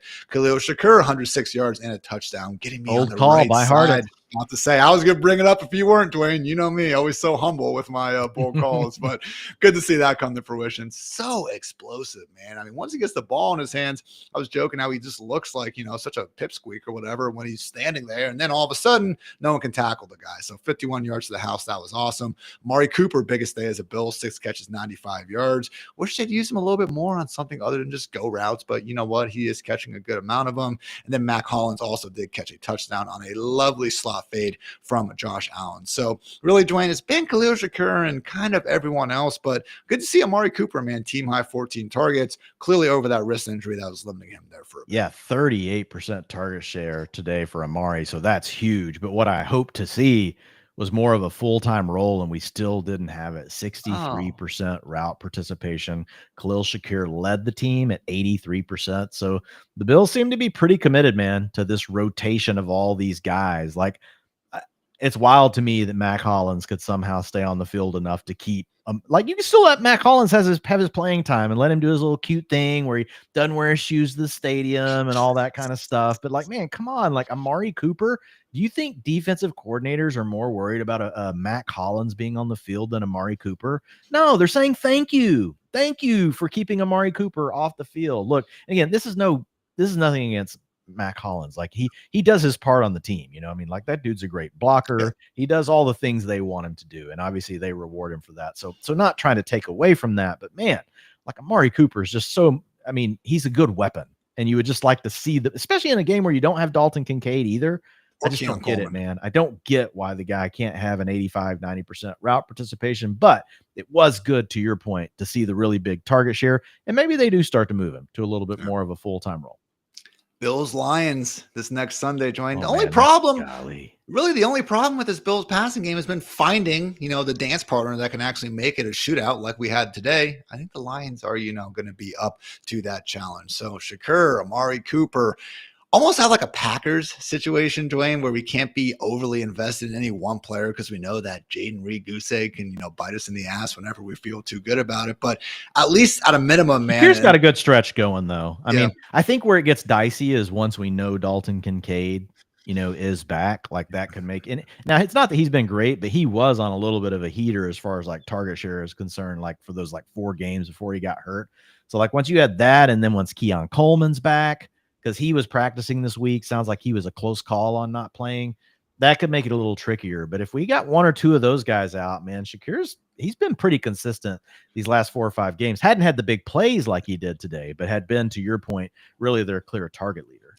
Not going to be able to start him or rank him as like a top 16, top 20 wide receiver. But again, closer start, sit, flex options. Man, I am way more just give me the guy in the sick offense like the Bills versus trying to worry about some, perceived better on paper matchup. So plenty of time to talk about that Bills-Lions game. I'm sure that will be the game of week 15, and we will accordingly get our popcorn ready. But that said, guys, one more game to break down from week 14 right after this quick word to our friends over at DraftKings. Grab your favorite team's jersey and some snacks and head to the couch for another Sunday of action-packed football. You can get even closer to the action with my partners at DraftKings. And right now, all new DraftKings customers who bet just $5 will get $150 in bonus bets if your bet wins. Just download the DraftKings Sportsbook app and sign up using the promo code FantasyLife. The crown is yours. That's right. New customers get $150 in bonus bets if your bet wins after betting just $5. If sports betting is not yet available in your state, don't worry, you can still join in on all the fun with DraftKings Daily Fantasy and have the shot to win cash prizes. Download the DraftKings Sportsbook app now. New customers use the promo code FantasyLife and bet just $5 on any wager to get $150 in bonus bets if your bet wins. That's promo code FantasyLife only at DraftKings Sportsbook. Saved one of the worst for last, Dwayne. We had the 49ers take down the Bears 38-13. San Fran, shout out, you guys covered as 3-point faves. The over did cash at 43.5. I mean, doesn't look close, 38-13, but arguably, that's even closer than it really was because Bears had 4, Dwayne. 1, 2, 3, 4. If you want, we can take a 5-second break, I can walk in my office the amount of yards the Bears had in the first half. It was, again, 4 yards in the entire first half. So we'll get to them in a minute, but truly was a beatdown from start to finish for San Fran, in large part because Brock Purdy went out there and played a fantastic game, 325 yards and 2 touchdowns through the air. Chris B, man, on 10 of 25 passing, good for 13 yards per attempt. So got some murmurs early on today about him potentially fetching that long-term contract. Maybe it was those, good vibes that came into this one. So good stuff from Purdy. And accordingly, George Kittle, 6 catches for 151 yards on only 6 targets. I thought my manager was about to go for 200, man, but unfortunately, for Kittle managers, they just didn't need to lean on him. But man, Juwan Jennings, 7 catches on 8 targets, 90 yards, 2 touchdowns. And Deebo Samuel, the whole guy, no, he busted again. Dwayne, is it ever going to happen? Yeah, I don't know, man. 5.5 PPR points for Deebo today, 28 for Juwan Jennings, 21.1 for Mr. George Kittle, 26.8 for Isaac Guerrero, who had to leave the game at the end with probably what looks like a mid-foot sprain. So gonna have to really keep an eye on that. That's probably the most notable, not probably, it is the most notable thing here. So obviously in this game, it was Patrick Taylor coming in to relieve him. We know the team signed Israel Abanikanda last week. So probably would have him active for the next game. Would guess Patrick Taylor, but it's hard to pin down which guy we think is going to be the lead back. But it is the 49ers offense. They are looking good again. So you're going to need to roster these guys. You're going to have to just dial it up and see what happens. Not saying that we're going to tell you to force them into your lineup next weekend, but if suddenly one of these guys does have the backfield, and if Guerrero is out for like 4 games or something, knock on wood, hopefully he's not. Maybe it's nothing for him. They're going to have to do some imaging. But these are going to be the guys that we're going to have to pick up off the waiver wire this week.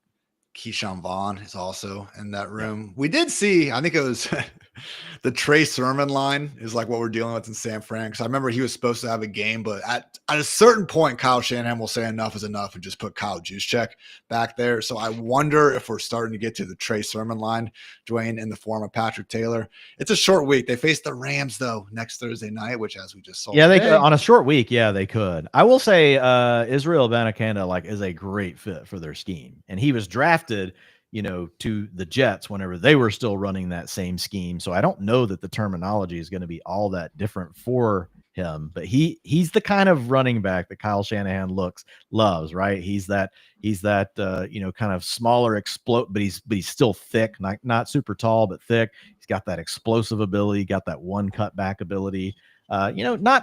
I know he was like a freak as far as like, when you look at his speed score and things like that, didn't necessarily show up all the time on film when he was at Cal, but he still came through with some big plays. I think he is the right kind of fit for this offense, but it is going to be hard to know. And especially on a short week, a guy that hasn't been with the team very long, but what I could see is like, would it surprise us if he suddenly did take over the backfield and he's a guy that you wish that you had in your fantasy lineup the following week? That's probably the bigger conversation.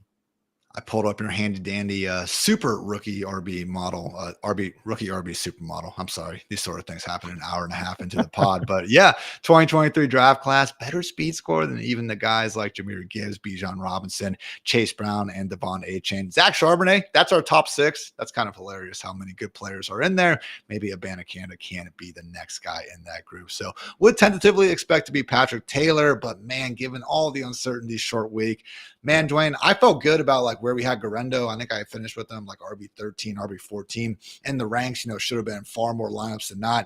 I'm going to struggle, man, to have Patrick Taylor up that high. The matchup is great, but just, a little bit tougher. Yeah, so I think it's a lot tougher because we're just not going to be as sure that, to your point, like, have we reached the Trey Sermon line?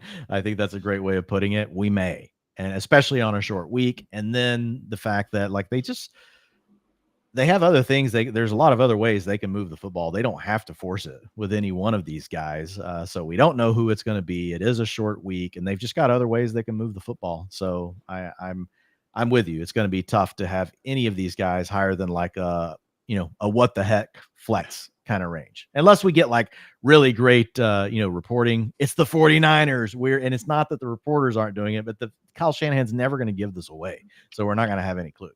One way they moved the ball on the Rams last time they faced was 175 yards worth of receiving from Juwan Jennings. I mean, This was another great game, Dwain. He didn't even look that impressive out there. He's had his performances where he is great. Don't get it twisted. I've cited some of his contested catch goodness throughout this year, but he's getting all those just lovely design concepts. You know, the throwback wheel where he leaks through kind of the line of scrimmage, some crossers. I mean, Lord knows Debo's not getting any of these great targets, so it makes sense that Juwan is. I mean, I take Juwan over Jacoby Myers next week. I think I take him over both Seahawks wide receivers, definitely over Ridley. I mean, Tyreek Hill versus Jauan Jennings, Dwayne. I think I'm leaning. I had Jauan Jennings ahead of Tyreek Hill this week. Like, so I'm definitely going to have it next week. So, yeah. Drake London. Probably. I mean, he's got the same target share, and we like the offense better. Dude, he had 31% target share again today. I mean, I don't know what else to say about Jauan Jennings. He's the wide receiver one on the. He's the number one target on the offense. I get that. I think he's a wide receiver one in fantasy. Yeah, he probably is. Yeah. He probably is. Yeah. So if you have Jauan Jennings, you're loving life. That's the main takeaway. Hey, works for me, my friend. You are not loving life as much if you're a Bears fan or you know, unlucky enough to have one of their players. We've had some better performances, but again, 4 yards in the first half, everyone. So luckily they did get a few more of that in the second half, as Caleb Williams, I guess, is known to do at this point.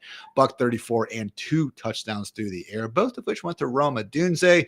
Got to give him some credit. As soon as we doubted him, Dwayne, he goes out there and puts up, you know, his best performance of his still young career. Nice toe tap contested catch in the back corner of the end zone, and then a second one over the middle where he had to take a hit, but he did hang on. So accordingly, though, your quarterback only throws for 134. Got some, you know, you could say overdue duds out of DJ Moore and Keenan Allen. So unfortunate for sure. That said, next week we do get a matchup in Minnesota, so not going to have to worry about that pesky December Chicago weather.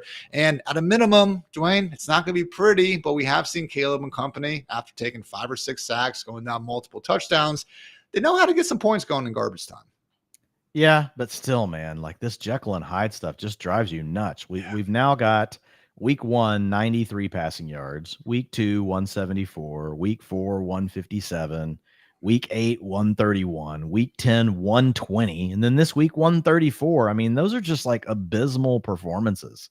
I mean, we got multiple games here under 150 yards passing. So it's just you don't know. Like when it's going to be good, you don't know when it's going to be bad. You can't even really use the matchups to necessarily dictate it. We thought maybe we could early in the year because we got those back-to-backs against the Panthers and against the Jaguars, but it hasn't always worked out that way. So it's just so hard to know. But to your point, at least you do know that there is a ceiling, you know, for these guys. But you also just have to, you know that anytime you start them, you could get a complete dud. Like as far as the receivers, like the pecking order today, DJ Moore was like, he got you 10.9 fantasy points. You'd think you'd get more on a 35% or on a 33% target share, you know, on 8 targets for DJ Moore, but that's all you got because, you know, you didn't have very many passing yards. Keenan was still doing his thing as well. Not as much as DJ Moore, 21% of the targets. Rome was right there with him, but he caught the 2 touchdowns. That gave you 20.2 PPR points today. So yeah, you just it's a major boom bust kind of offense, and then you got to divide that up across these 3 players. It's tough. It's very tough to know which bear to have in your lineup. DeAndre Swift was limited, you know, on Friday and had the questionable tag coming into this one. Looked like he still had, you know, his usual workhorse role though, Dwayne. Yeah, DeAndre Swift, I mean, we had Travis Homer also get dinged up at one point during this game. I don't know if he was able to return, but we did see 79% of the snaps go to DeAndre Swift. Only 5 fantasy points on that, so not like it was really any sort of consolation prize, but yes, it was DeAndre Swift clearly as the running back one. 67% of the rushing attempts, 69% route participation. We'll see if we get Roschon Johnson back from the concussion this coming week. Roschon didn't practice at all. Even that said, man, if Roschon's confirmed out for next week, Vikings much stronger against the run. I know Swift is always, you know, a candidate to have a crappy day and then all of a sudden breaks off a cool 40-yard touchdown and everything, but certainly not going to be someone who needs to be, you know, jammed into starting lineups like, you know, a certain Zach Charbonnet, for example, just to give him his flowers one last time. But Dwayne, that is going to wrap up this edition of the Fantasy Life show. And with that, man, I know we got Monday Night Football, but fantasy playoffs are here. What a time to be alive. Are you excited, Dwayne? I'm excited. I'm excited. I am excited. Looking forward to hearing everybody crushing it in their fantasy playoffs. I know I'm hoping that we have some teams that crush it in the fantasy playoffs, and we'll see how it goes. Fingers crossed, Dwayne. I know my, lovely little doggies who love to bark in the background of these podcasts will get some bigger bones if we do come out right. Probably anyway, because, dogs first. But yeah, anyway, guys, we will be back tomorrow morning. Myself, Paul Charchian, and Chris Allen breaking down overreacting and underreacting to some of the bigger storylines. Dwayne and myself back on Tuesday, utilization and sheeshing it up. Dwayne, myself, and Chris Allen on Wednesday going through some big questions. Dwayne, myself, and Matthew Friedman on Thursday going through our rankings, risers, follows, and sicko starts. And then finally on Friday, your two boys back in the saddle going through the most fantasy relevant injuries. So appreciate you guys who are joining us each and every step of the way, and we'll continue to do everything in our power to help us get that fantasy hardware for those trophy shelves. So for Dwayne, I'm Ian. Thanks again for tuning into the Fantasy Life Show. And until next time, take care.